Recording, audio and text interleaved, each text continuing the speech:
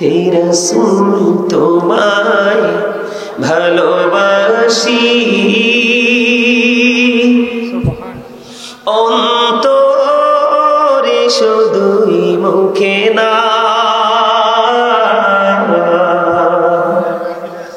জান্নাতের আশায় নয় হে রাসূল, জাহান্নামকে ডরি না। হে রাসূল তোমায় ভালোবাসি,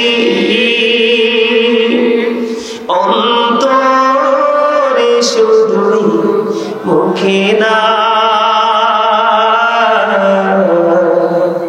জান্নাতের আশায় নয় হে রাসূল, জাহান্নামকে ডরি না। আরো জোরে। আচ্ছা, নবীজির শান গাইলে কি লস হয় না? বন্ধুরি আমার, মসজিদে নববীর মধ্যে যখন মিম্বার তৈরি হয়ে গেল, তখন হাসান ইবনে সাবিত রাদিয়াল্লাহু তাআলা আনহু, আজকে আমি যেমনি এই কুলচমা গ্রামে বন্ধু বসে বসে আমার নবীজির শান গেয়েছি, তেমনি করে বন্ধু হাসান ইবনে সাবিত রাদিয়াল্লাহু তাআলা আনহু নবীজির শান গিয়েছিলেন। আমার নবীজি এত বেশি খুশি হলো, খুশি হওয়ার পরে সঙ্গে সঙ্গে বলে দিল, মালিক মালিক গো, তুমি হাসান ইবনে সাবিতকে রুহুল কুদ্দুসের মাধ্যমে সাহায্য করো। হাসান ইবনে সাবিত হাদিয়া পাইছে কি পাইছে না? এর চেয়ে বড় হাদিয়া আর কিছু দরকার আছে? আমার নবীজি কি করে দিলেন? ছোট্ট করে একটা চিঠি লিখে দিলেন। কার পক্ষে? হাসান ইবনে সাবিতের পক্ষে। আমার নবীজির চিঠি কি কাজে লাগবে কি লাগবে না? লাগবে। আর জোরে বলেন। যারা বিশ্বাস করে যে আমার নবী সুপারিশ করতে পারবে না, শাফায়াত করতে পারবে না, এর ঈমান নাই। আল্লাহ কোরআনে কি বলছে জানেন? ওয়া মিনাল লাইলি ফাতাহাজ্জাদ বিহি নাফিলাতান লাকা আসা আইয়াবআতাকা রাব্বুকা মাকামান মাহমুদা। কি দারুণ ওয়াজ! আল্লাহ রাব্বুল আলামিন আল্লাহর হাবিবের জন্য তাহাজ্জুদের নামাজটা স্পেসিফিক ভাবে তিনি বরাদ্দ করে দিলেন, খাস করে দিলেন। আল্লাহ রাব্বুল আলামিন আরো বলতেছে, ও চিরে আমি আমার হাবিব মদিনার কামলেওয়ালা আমার প্রিয় হাবিব হাবিবুল্লাহকে আমি প্রশংসার জান্ডা, প্রশংসার জায়গা মাকামে মাহমুদে অধিষ্ঠিত করব। করবে কে? আল্লাহ। ওয়াজ করেছে কে? আল্লাহ। আরো যারা বলেন আল্লাহ। আমি এই জন্য বলেছি, ইসলামের নির্যাস হলো আপনার আমার প্রাণের নবী। আর একটা প্রমাণ দেই, 8 জন নবীকে আল্লাহ স্বর্গীয় উপাধি দিয়েছে। কয়জন? 8 জন। এর মধ্যে একজনের নাম হলো বন্ধু মুসা কালিমুল্লাহ। মুসা নবী আল্লাহর দিদার পেতে চাইলেন, আল্লাহ বলেছেন না। মুসা বলে রব্বি আরিনি, আল্লাহ বলে লাম তারানি। মুসা কয়ে দেখতে, আল্লাহ কয় না।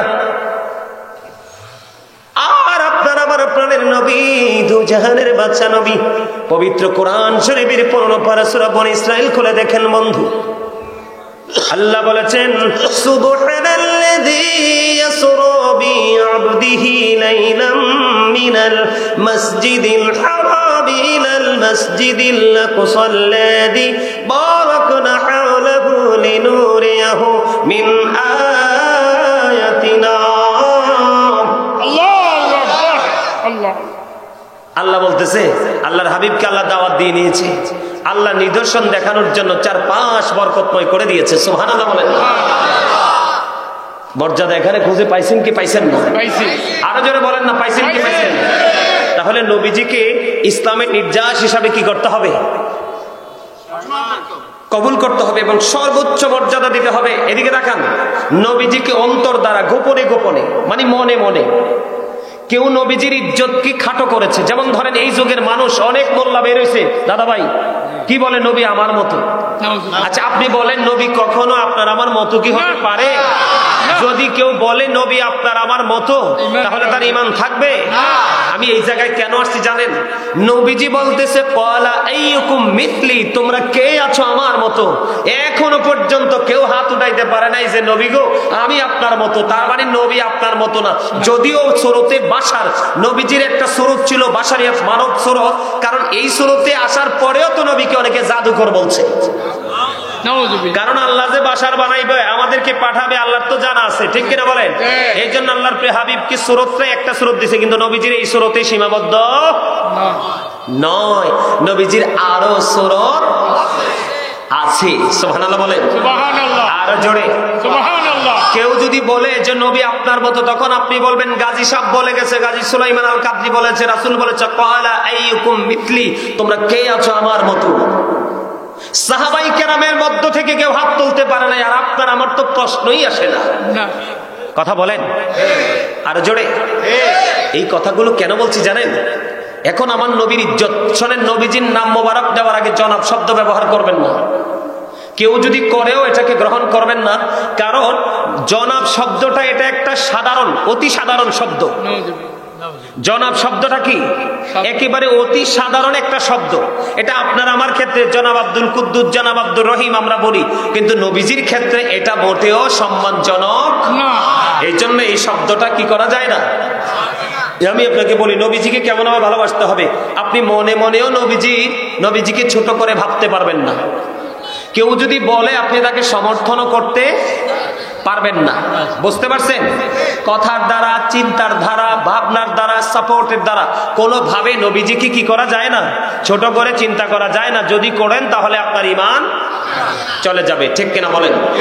আমি নবীজির মর্যাদাটা যদি আপনি না বোঝেন, তাহলে তো আপনি এই দিকে আসতে পারবেন না। আমি তো মনে করি আমরা এখনকার যুগের মানুষ এতটাই ইসলাম থেকে দূরে চলে গেছি, নবীজি আসলে যে কত বড় নিয়ামত এটা বোঝার ক্ষমতাই আমাদের নাই। তবে আপনাদের মতো মুরব্বী যারা আছেন, আপনাদের মতো মুরব্বী যদিও আগের যুগে এত লেখাপড়া করতে পারে নাই, এখনকার যুগে ডক্টরদের দাদা। কথা বুঝেন নাই? ওই দিন এক মুরব্বী আমাকে ফোন করলো, না জানি মাহফিলে গেলাম, সরাসরি বলতেছে মানে রাসূলকে নিয়ে যখন এক হুজুর হিসাব মানে তাদের মসজিদে বসছে, রাসূলকে নিয়ে যখন কিছু ছোট ছোট করে কথা বলছে, তো ওই মুরব্বী নাকি বলছে আমি পৃথিবীর কিচ্ছু চিনি না, আমি চিনি আমার নবীকে, বাইরে হয়ে যাও নাহলে এখনই খতম করে দিব। তার ঈমানি পাওয়ার দেখছেন? মুরব্বী সাথে সাথে বের করে দিছে, তোমার মতো কাঠ মোল্লা আমার দরকার নেই। আমার নবীজি বলে গেছে কিয়ামতের পূর্বক্ষণে পৃথিবীতে একটা মেতর একটা মুচি, দুই জাতকে মানুষ ভালো চোখে দেখে না, দেখে, কিন্তু আমি দুই জাতকেও সম্মান করি, কারণ এটাও কর্ম। সম্মানিত উপস্থিতি, একটা বেতর এবং একটা মুচির চাইতেও নিকৃষ্ট হবে কিয়ামতের আগে আলেমরা। কারণ তারা সঠিক কিতাব পড়তে পারবে না, সঠিক জ্ঞান তাদের থাকবে না, তারা এতটাই সীমিত হবে, তাদের শিক্ষার পরিধি ছোট্ট একটা সমাধান চাইলে আপনার সমাজে সে দিতে পারবে না। কথা কি বুঝতে পারছেন? তার মানে মূর্খতা সমাজে বেড়ে যাবে, মন গড়া ফতোয়া দিবে, সাধারণ মানুষের মধ্যে বিভক্তি সৃষ্টি হবে, মারামারি কাটাকাটি হানাহানি শুরু হয়ে যাবে। আর এটার জন্য দায়ী হবে কারা? আমাদের মতো মোল্লারা। নাউজুবিল্লাহ বলবেন না? এখন কি আমাদের মতো মোল্লারা নবীর বিরোধিতা করে কি করে না? নবীর আদর্শের বিরোধিতা করে কি করে না? কথা বলেন, করে কি করে না? এরকম অনেক বিষয় আছে, কয়টা বেদাত ওটা বেদাত বলে মানুষকে দূরে সরাচ্ছে। আপনি বলেন এই বেদাতগুলো আগের যুগের মানুষও করেছিল, কিন্তু তখন রহমতের কোনো কমতি ছিল না। আর আজকে এই বেদাতগুলো সরিয়ে দিয়েছেন আপনি মানুষের হৃদয় থেকে, গজব আপনার পিছু ছাড়ছে না। বুঝে নিতে হবে বেদাত বলে উড়িয়ে যেটা দিয়েছেন এটাই সত্যিকারের প্রেম। কথা কন না কেন? আরো জোরে। যেমন আদর্শটা কেমন, নবীজি হাদিস থেকে প্রমাণিত। আল্লাহর কাছে দুটি কাজ বেশি পছন্দ, একটা হলো পরিচিত হোক অপরিচিত হোক মুসলমানকে দেখা মাত্র সালাম দিয়ে দিব, আর একটা হলো মানুষকে তৃপ্তির সাথে খাইয়ে দিব। এখন দেখবেন যারা বেদাতের প্যাকেট নিয়ে হাঁটে, এরা ওদের এক ভদ্রলোক ফোন দিছে, মুরব্বী ফোন দিয়ে বলতেছে হুজুর আমি ভাবছি আমার ঘরে কিছু গরিব মানুষকে খাওয়াবো। তখন এক হুজুর এসে বলতেছে যে গরিব মানুষকে খাওয়ানোর দরকার নাই, বাসায় তুমি আমার মাদ্রাসায় খাবারটা দিয়ে দাও। কি করো? তুমি আমার মাদ্রাসায় খাবারটা দিয়ে দাও। দেখেন উনি কিন্তু একটা মহিলা, একেবারে বৃদ্ধ, আমার সাথে যে কথা বলছে ফোনে আমি বুঝতে পারছি। উনি তখন ওই হুজুরকে, ওই কাঠমোল্লাকে প্রশ্ন করছে আমার ঘরে মেহমান দাওয়াত দিয়ে খাওয়ানোটা যদি বেদাত হয় বা নাজায়েজ হয়, তাহলে আপনার ঘরে আপনার মাদ্রাসায় খাওয়ানোটা এটা জায়েজ কেমনে হয়? একটা সেকেন্ড নাকি উনি ওখানে দাঁড়ায় নাই, তখন তিনি আমার ফোন করছে, হুজুর আমি এই কথাটা বলছি, এটা সঠিক বলছি কিনা, আমার অপরাধ হবে কিনা? আমি কই আপনি সত্যিকারের ইমানদারের পরিচয় দিয়েছেন, জোরে কোন সুবহানাল্লাহ। এমন প্রেম নবীর যুগে ছিল বন্ধু। সে ঘরে এনে আপন করে মানুষকে খাওয়াবে, তার আত্মতৃপ্তি আসবে, আল্লাহ খুশি হবে, এটা নাকি বেদাত, কিন্তু ওর মাদ্রাসায় খাওয়ানো জায়েজ। ওখানে মানুষ খাইবো, ওখানে কি ফেরেশতা খাইবো? মাদ্রাসায় কি ফেরেশতা খাইবো? না। তাহলে দুটো ওনার হাতের কাছে খাওয়া কোনার মন থেকে খুশি হবে। দেখেন মানুষকে কিভাবে বোকা বানাচ্ছে, আপনারাই বোকা হবেন। বন্ধুরে আমার, তেমন একজন প্রেমিকের খবর পেয়ে গেলাম কিতাব খুলে বন্ধু। আজকে প্রেমের অভাব বিদায়, আজকে কলচমা গ্রামের মানুষের এই অবনতি। যদি প্রেমটা হৃদয়ে থাকতো রে, আজকের দিনের জন্য সব কিছু কুরবানি দিয়ে চলে আসতো। মাহফিল সারা রাত হবে না, রাতের অর্ধাংশ হবে বা তার কম সময় হবে। একটু প্রাণ খুলে আলোচনাগুলো শুনবো, শোনার পরে আমার হৃদয়ের মধ্যে এগুলোকে বন্দি করব। আর আগামীকাল থেকে আগামী একটা বছর পর্যন্ত এগুলো আমল করব। নতুন দিন নতুন মুখের অপেক্ষায় থাকবো, নতুন তত্ত্বের অপেক্ষায় থাকবো। এটা হলো মুমিনের চিন্তা। বন্ধু আমি আপনাকে বলি নবীর প্রেমটা কেমন। হযরতে নুসাইবা রাদিয়াল্লাহু তাআলা আনহা তিনি খবর পেলেন উহুদের ময়দানে নবীজি শাহাদাত বরণ করেছে, নবীজি শহীদ হয়ে গেছে। এই কথা শোনার পরে নুসাইবা পাগল হয়ে গেল।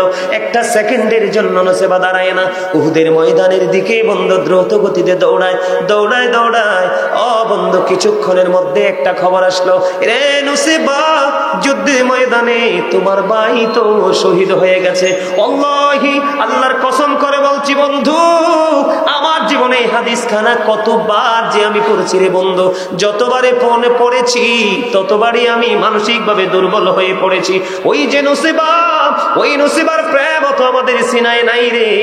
নুসাইবার কাছে খবর আসলো, রে নুসাইবা যুদ্ধের ময়দানে তোমার ভাই শহীদ হয়ে গেছে। নুসাইবা তারপরও দাঁড়ায় না, নুসাইবা শুধু দৌড়ায়, নবীর প্রেমে দৌড়ায়। আরো বন্ধু দৌড়ে দৌড়ে চলে গেল। যাওয়ার পরে খবর পাইলেন নুসাইবা, আরেকটা খবর পাইলেন যুদ্ধের ময়দানে তোমার ভাইও শহীদ হয়ে গেছে। তারপরেও নুসাইবা দাঁড়ায় না, নুসাইবা বন্ধু দৌড়ায়। যাওয়ার পরে আবার খবর পাইলেন আমিও শহীদ হয়ে গেছে। তারপরেও নুসাইবা দাঁড়ায় না, নুসাইবা দৌড়ায় বন্ধু উহুদের ময়দানের দিকে।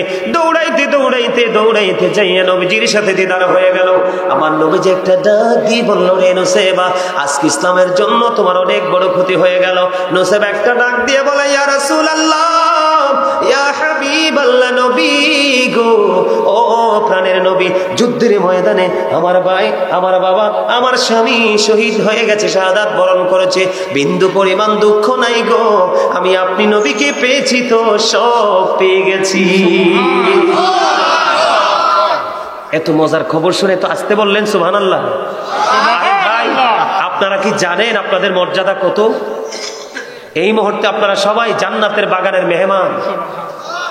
আপনাদেরকে অভিনন্দন জানানোর জন্য আসমান থেকে ফেরেশতা জমিনে অলরেডি চলে এসেছে, কিন্তু আপনাদেরকে জান্নাতের মেহমানের মতো অনেককেই লাগে না। আমার মুরব্বী বাবা যারা আছেন তাদেরকে মনে হয় যে জান্নাতের মেহমান। মাথায় সুন্দর টুপি, বন্ধু গায়ে পাঞ্জাবি, এটা হলো সুন্নাতের পোশাক। আপনার টুপি কোথায় ঘরে, পাঞ্জাবি কোথায় ঘরে?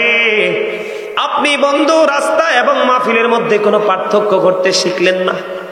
ঘর এবং জান্নাতের বাগানের মধ্যে আপনি পার্থক্য করতে শিখলেন না। বাড়িতে নামাজ পড়ার, জুমার দিনে মসজিদে গিয়ে বাইতুল্লাহ গিয়ে নামাজ পড়ার মধ্যে পার্থক্য কি সেটা আপনি বুঝলেন না। যদি বুঝতে পারতেন তাহলে আপনার অবস্থা আজকে এমন হতো না। কথা বলেন না কেন? আপনি যখন জান্নাতের বাগানে আসবেন আপনাকে যেন জান্নাতের মেহমানের মতো লাগে, সেইভাবে আসবেন। এটাই হলো আমার নবীর শিক্ষা। কারণ এই শিক্ষায় আমরা নাই, কারণ আমাদের নবীর প্রতি ওই পরিমাণ ভালোবাসা নাই। কথা কি বোঝেন আপনারা? আমার আলোচনা হলো নবী হলো ইসলামের নির্যাস। নবী কি? ইসলামের নির্যাস। আমার দিকে তাকান বন্ধু, নুসাইবা কি বলেছে? একটা নারীর জীবনে সন্তান, ভাই এবং বাবা, স্বামী, এই চারটার মতো গুরুত্বপূর্ণ আর কিছু নাই। কথা বলেন আসেনি? কিন্তু তার ভাই শহীদ হয়ে গেল, তার বাবা শহীদ হয়ে গেল, তার স্বামী শাহাদাত বরণ করলো রে। একটা সেকেন্ডের জন্য জিজ্ঞেস করে নাই, হায় হতাশ করে নাই, শুধু পাগল হয়ে গেল গো আমার নবীর প্রেমে। বন্ধুরে আমার নবীর প্রেম কত বড় দামি। একদিন একজন ব্যক্তি এসে প্রশ্ন করলো, ইয়া রাসূলুল্লাহ, ইয়া হাবিবাল্লাহ, নবী গো, ও প্রাণের নবী, কিয়ামত কখন হবে গো নবী? আমার নবী বললেন, তুমি কিয়ামতের জন্য কি প্রস্তুতি নিয়েছো? এবার ওই জন এক ব্যক্তি উত্তর দিলেন, ইয়া রাসূলুল্লাহ, আমি কিয়ামতের দিনের জন্য কোনো প্রস্তুতি নিতে পারিনি, তবে আল্লাহ এবং আল্লাহর হাবিবকে আমি ভালোবাসি। আমার নবী যে একটা সেকেন্ড দেরি করলো না। আমার নবী বললেন, তুমি যাকে ভালোবাসো তার সাথেই তুমি থাকবা। ভালোবাসার দাম আল্লাহর কাছে আছে না নাই? রাসূলের কাছে আছে না নাই?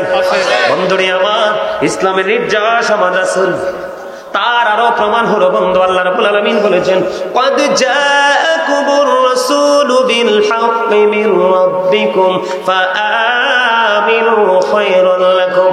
আল্লাহর হাবিব আল্লাহ রাব্বুল আলামিনের পক্ষ থেকে তোমাদের নিকট সত্য নিয়ে এসেছে, ফাআমিনু, সুতরাং তোমরা ঈমান আনো। ঈমান আনলে, বিশ্বাস করলে লাভটা হবে কি? আল্লাহ রাব্বুল আলামিন বলেছেন, খায়রান লাকুম, তোমাদের জন্য কল্যাণ হবে। আর জোরে বলেন না সুবহানাল্লাহ। গভীর ভাবে খেয়াল করবেন বন্ধু। আমি আজকে বন্ধু, ফুলের নির্যাস কি? মধু।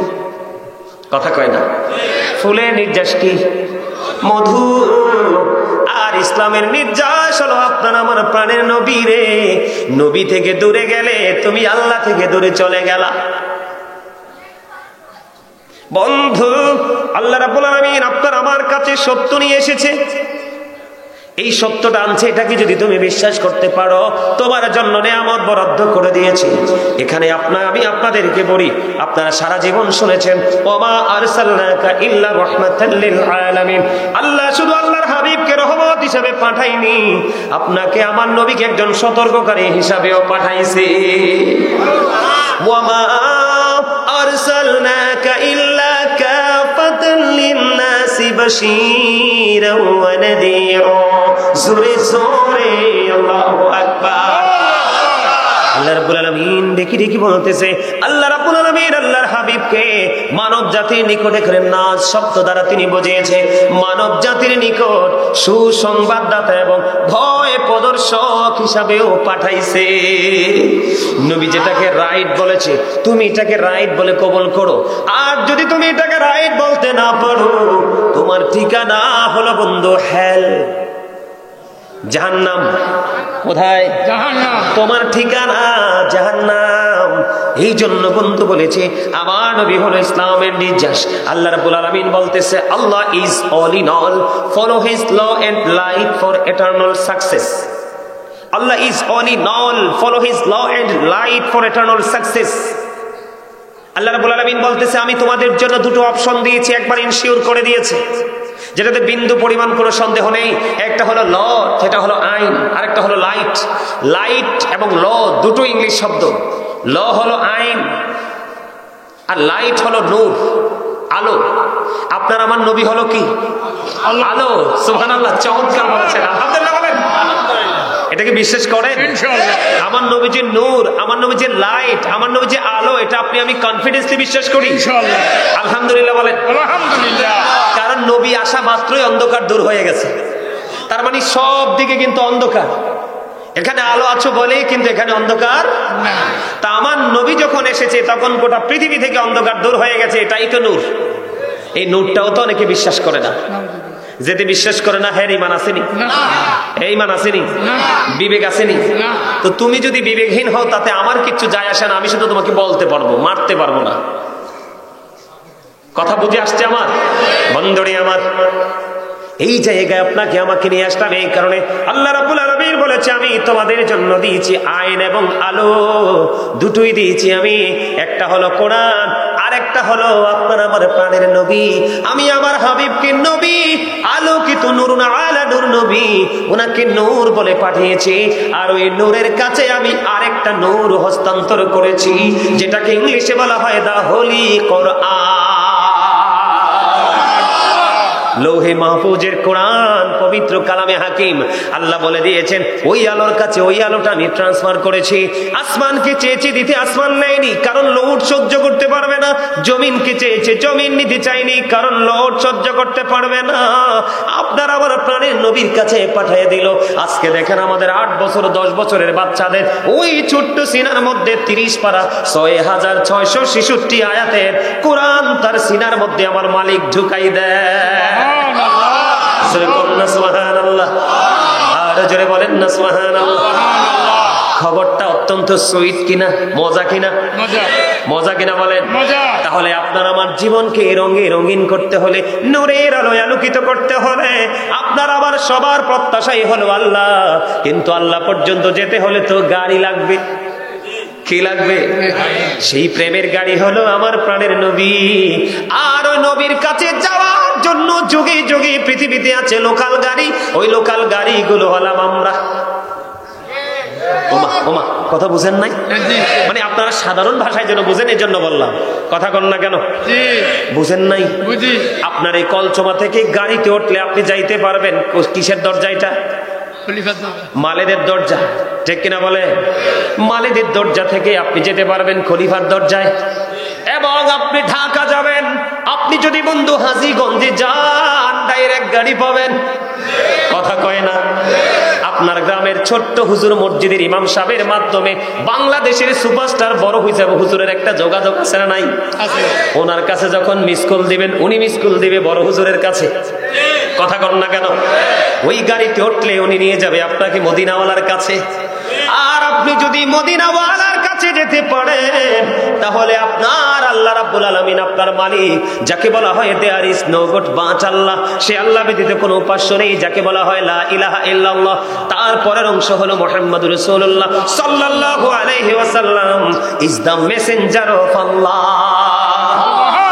আমি যদি আপনাকে ছোট্ট একটা এক্সাম্পল দিই, বলে হুজুর আমি সাধারণ ভাষায় যেন বুঝেন, এখান থেকে অটোতে উঠলে পাবেন সিএনজি, সিএনজি মালেদের দরজা থেকে সিএনজিতে উঠলে আপনি বন্ধু যাবেন হাজীগঞ্জ, ওখানে গেলে যাবেন আপনি বন্ধু মাইক্রো চান, এক্স নোহা চান, যাই চান, ডাইরেক্ট গাড়ি চান, সব পেয়ে যাবেন। ঠিক না বেঠে?